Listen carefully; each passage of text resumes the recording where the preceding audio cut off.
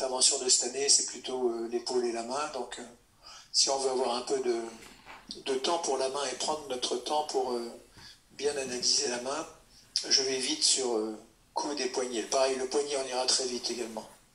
Alors que ça mériterait, au niveau anat, ça mériterait...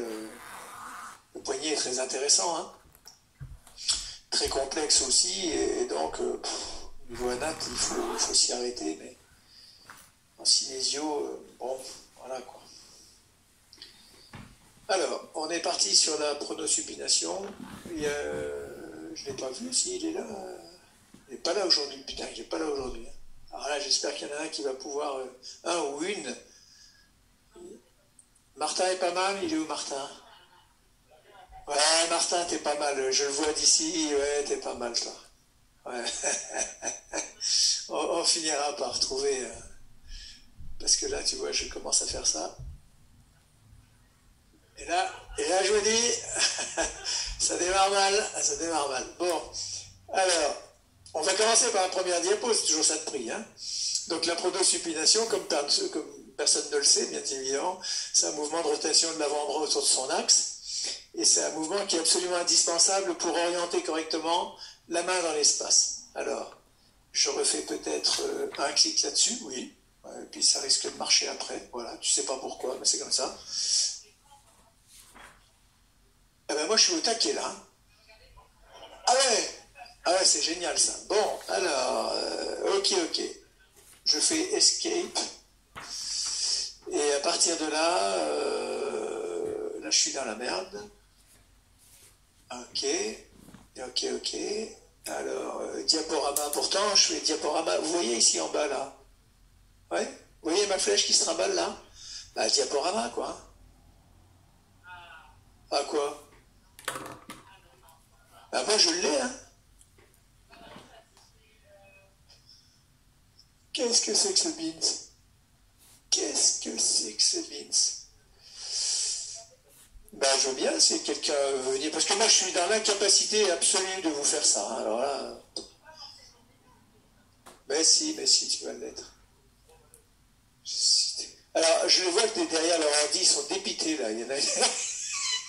Alors, Elle est dépitée. Vas-y. donc, comment Moi, vivement qu'ils mettent un PC, quoi, parce que. Un Mac, j'y connais que dalle en Mac. Pourquoi? C'est parce que vous êtes en train de partager. Ouais, mais. Bah, moi, on me dit de partager, je partage. Hein. Oui. Est-ce que c'est dans partage d'écran ou c'est pas dans partage d'écran? Je ne sais plus. Oh, punaise, mais c'est une galère cette histoire. Ah, bah, c'est rien de le dire. Hein. Ouais, j'arrête le partage. Hein. Ouais, c'est bien ce qu'il me semble. Ok, j'ai arrêté le partage. Partage. Le diapo, il est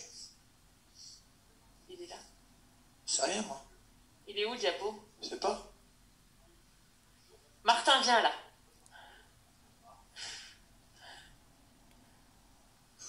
Quelle idée aussi d'aller chez Mac, c'est n'importe quoi cette histoire. Bien sûr que oui. Faut partir de chez ça, c'est encore, hein. c'est encore une nouvelle diapo. Tout en haut, tout en bas, tout... Ah, lecture.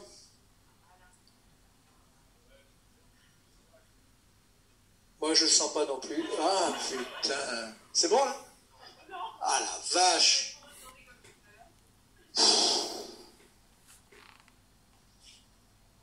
Mange pas tous tes doigts derrière.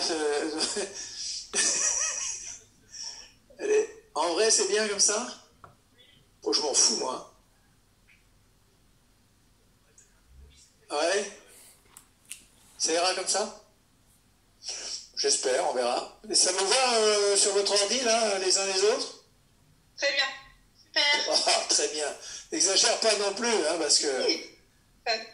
Ouais, presque très bien, donc c'est bien. Pas très...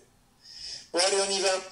Donc là, cette pronosupination, elle est indispensable pour la prise optimale d'un objet, hein, et puis pour l'orientation, bien sûr.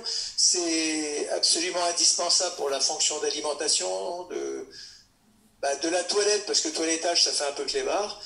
et puis dans toutes les situations de travail. Hein. Donc la supination, comme son nom l'indique, c'est pour soutenir, pour présenter quelque chose. La pronation, comme son nom l'indique, c'est pour prendre appui, pour prendre un objet. Ensuite, on peut imprimer des mouvements de rotation avec des prises centrées. On verra tous les différents types de prises au niveau de la main qu'on peut avoir. Centrée et rotative, là. Et puis, ça permet de modifier l'orientation d'un outil. D'accord ? C'est-à-dire que quand vous allez prendre, par exemple, un outil, eh bien, vous allez laisser incliner la main, par exemple. Je n'ai pas d'exemple là. Voilà. Si je suis ici, vous voyez bien que je vais laisser incliner ma main, mais ça, on verra ça quand on sera au niveau du poignet. Et puis à partir de ce moment-là, l'outil devient le prolongement de l'avant-bras. Et la position de la main ou de cette pronosupination permet de s'adapter un petit peu, de modifier l'orientation de l'outil pour travailler en finesse, quoi. On verra également dans la main, enfin, après tout, c'est intéressant d'ailleurs, ça, comme il faudrait que je trouve une photo là-dessus, qui est à la fois la main, le poignet et la pronosupination, parce qu'on a, vous le savez probablement, j'ai déjà entendu, et on le reverra ensemble, on a une main de force et une main de finesse. Hein, la main de force, c'est sur les 3 derniers doigts. Donc quand vous prenez le manche d'un outil, d'un objet, on va le serrer très très fort avec les 3 derniers doigts, et puis vous allez incliner le poignet de façon à ce que le manche soit, je vous dis, parallèle à l'avant-bras. Et après, en fait, les 3 premiers, hein, les 3 derniers c'est la force, les 3 premiers c'est la finesse, c'est ça qui, avec la pronosupination et la main de finesse, va nous permettre de nous adapter. Vous aurez compris, mais on en reparlera là aussi, et je n'y peux rien, excusez-moi, n'y voyez aucune connotation d'aucune sorte, mais que dans la main, on a une main de force et une main de finesse, et il y en a un qui est à la fois très fort et très sensible. Voilà, c'est comme ça. J'y peux rien, c'est une question d'innervation. On verra ça ensemble. Alors, cette pronosupination, elle va mettre en jeu deux articulations qui sont mécaniquement liées. C'est l'articulation ulnaire supérieure, enfin la radio-ulnaire supérieure, pardon, et puis la radio-ulnaire inférieure. Et en fait, elle ne pourra être efficace dans de bonnes conditions que si, et seulement si, la longueur des 2 os de l'avant-bras est respectée. Donc on voit tout de suite, quand il y aura un traumatisme, une fracture, il faudra absolument que, si c'est un traitement fonctionnel, ça se consolide dans de bonnes conditions. Si c'est de l'ostéosynthèse, que le chirurgien puisse restituer l'anatomie au plus proche de la normale, parce qu'il faut que les 2 os de l'avant-bras, la longueur soit respectée pour qu'on ait une bonne pronosupination. Il faut que la courbure pronatrice du radius soit intacte. On va voir qu'il y a une courbure. Je ne sais pas si vous voyez la petite flèche là qui se balade. Donc on a une courbure ici pronatrice du radius, puisque, comme on le voit sur ces 2 représentations-là, ici sur le schéma de gauche, les 2 os sont parallèles, et on est sur de la supination. Et quand on va avoir le radius qui va croiser par le dessus l'ulna, on est en pronation. Et donc, pour pouvoir avoir ce mouvement-là, de croisement des deux os de l'avant-bras, eh bien, on s'aperçoit qu'on a absolument nécessité d'avoir cette courbe-là pronatrice. Si jamais cette courbe pronatrice n'est pas respectée, suite à un traumatisme, une fracture ou quoi que ce soit, eh bien, au niveau de la pronosupination, ça peut devenir compliqué. Elle est d'autant plus compliquée, cette pronosupination, que l'espace interosseux ne serait pas libre. On a une membrane interosseuse qu'on n'a pas vue dans le coup de... Oh, qu'est-ce qui se passe là? Tiens, c'est intéressant ça, mec. Comment j'ai fait ça? Oh putain. C'est excellent. Il faut secouer à fond. Ah la vache. Ouais. Alors, cette membrane interosseuse, il y a 2 parties, une partie antérieure, postérieure, des fibres qui se croisent, mais ça c'est de l'anatomie pure. Pour autant, elle va concourir à la stabilité de la tête radiale, hein, ça c'est sûr, enfin globalement de la radio ulnaire supérieure et de la radio ulnaire inférieure, parce qu'il y a une partie antérieure qui va empêcher que le radius ne descende par rapport à l'ulna, et une partie postérieure qui va empêcher le mouvement inverse. Hein, donc on a vraiment deux couches qui sont superposées, mais en sens avec une direction inverse, pour bien assurer cette liberté, enfin cette stabilité. Mais il faut que ce soit libre également, hein, de façon à pouvoir avoir ce mouvement de pronosupination. Et vous comprendrez tout l'intérêt dans vos mobilisations de base avec vos profs en techno. Vous en êtes où là, en techno de base, là, sur les mobilisations? Vous commencez de m'en reçu, d'accord. Eh ben, vous commencez cette semaine là? D'accord. Eh ben, vous verrez quand vous en serez au niveau de l'avant-bras, qu'on vous montrera comment mobiliser une membrane interosseuse de façon à ce que l'espace interosseux soit libre. Enfin, ben, ça retombe un petit peu sur où c'est le prolongement de ce que je viens de dire. C'est-à-dire qu'on peut mobiliser de façon, on va dire, analytique, entre guillemets, cette membrane interosseuse, mais bien évidemment, pour qu'on ait une bonne pronosupination, il faut qu'on ait la radio ulnaire supérieure et la radio ulnaire inférieure qui soient mobiles. Donc, mobilisation analytique de ces deux articulations-là pour avoir une bonne pronosupination. Alors ici, on considère que les deux os de l'avant-bras forment ce qu'on appelle le cadre radio-ulnaire. Ce cadre radio-ulnaire-là, on peut imaginer qu'il y a une diagonale, enfin un axe qui va de haut en bas et de dehors en dedans, ici, d'accord? Et on va donc avoir cette courbe pronatrice au niveau du radius, qui fait que quand on va avoir je sais pas pourquoi ça apparaît, tu vois, il me manque encore un truc là, ça c'est encore max, ça, hein. Putain, ça fait chier. Il n'y a aucune animation, il n'y a rien du tout, c'est pas grave, normalement ça sort et puis on montre bien le mouvement, mais on voit bien donc avec cette courbe pronatrice là, quand on va faire la pronosupination, bah, ça va passer au-dessus, ça va croiser. Ce qui fait que si vous le faites devant vous en regardant votre bras, on a dit l'autre jour qu'en flexion, extension, en extension on avait un valgus physiologique, ouais, qui était normal, et que quand je faisais de la flexion, bah, ce valgus se réduisait parce qu'on avait l'avant-bras qui venait en concordance, enfin on va dire en superposition avec le bras. Et bien quand vous êtes en extension de coude, on a toujours notre valgus physiologique, et on s'aperçoit, quand je suis en supination, et on s'aperçoit que quand je fais de la pronation, et bien du coup, le valgus se réduit et on a un axe qui est quasi parfait entre épaules, coudes et poignets. Ouais, si vous le faites devant vous, vous voyez bien que là vous avez un valgus, bah, il suffit de faire une pronation, et globalement, quand vous tendez le coude, vous voyez bien que le valgus, il est effacé. D'accord?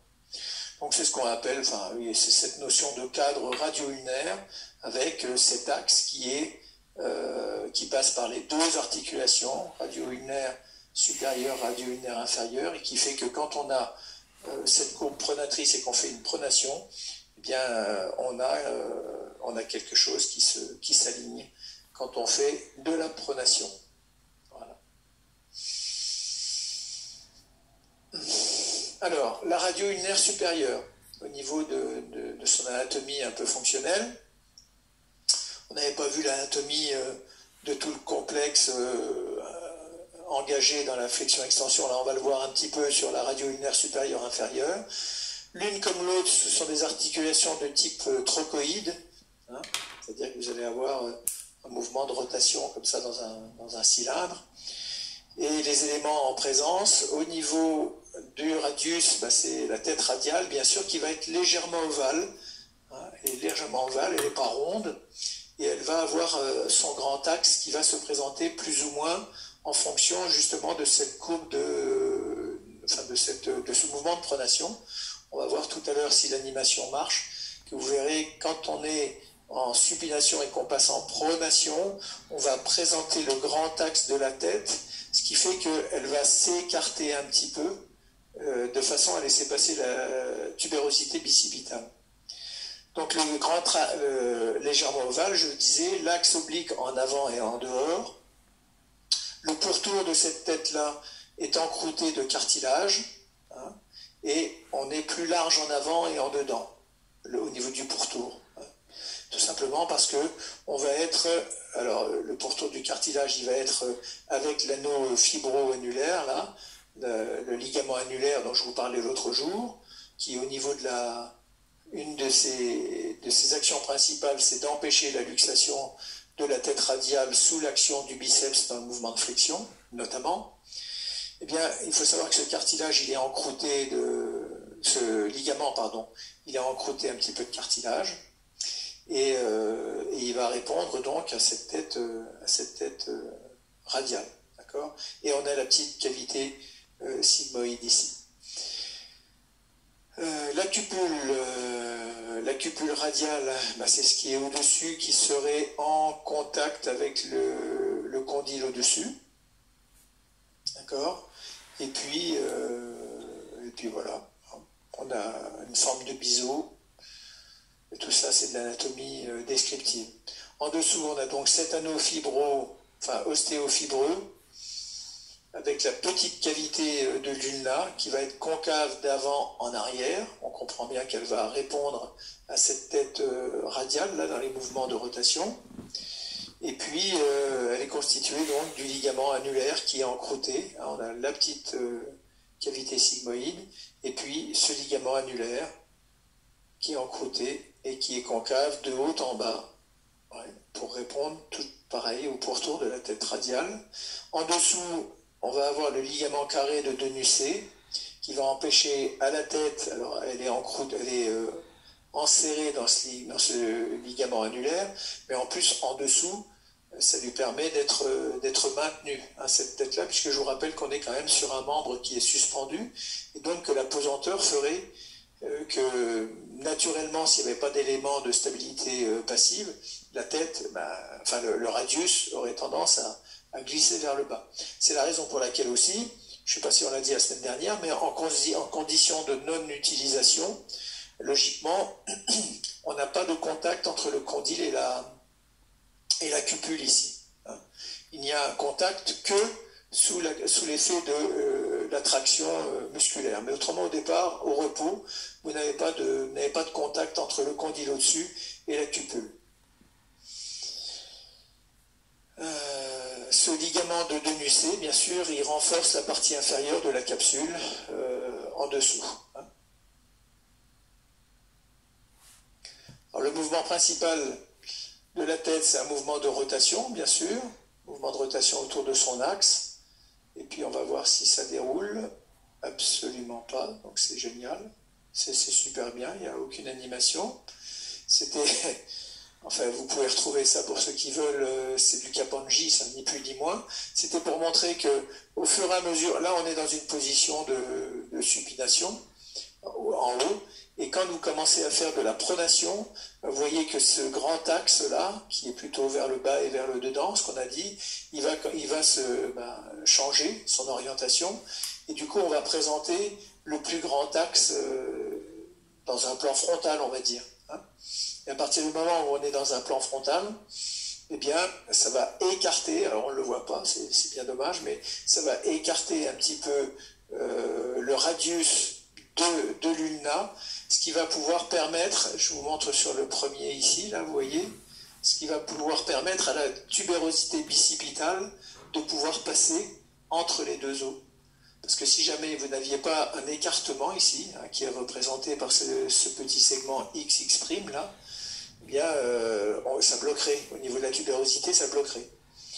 Le fait de présenter le grand axe dans cette circonstance-là, permet d'écarter... Putain, ça commence à faire chier. Sérieusement.